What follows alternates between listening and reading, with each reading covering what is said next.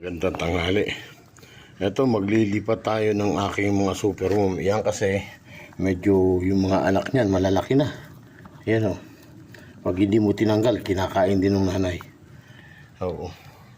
Ayan. Ang paglilipatan ko ngayon, ito. Bago na siyang chick booster. Ito yung binili ko kanina, chick booster. Ayun, bali dalawa ang ililipat kong nanay. Parang masusupukit sila sa dami ng ano lang yan, marami po yan. Yan. Okay. At maglilipat na tayo. Ito lang po, hakutin nyo lang rin sa kabila. Para panibagong buhay uli at panibagong anak sila. Baka sumubra sa dami to. Yan. Ito yung mga bulate ko na pag nilagay ko dun sa parang lalagyan ng dessert, yan, mga anak na siya dyan, ay magiging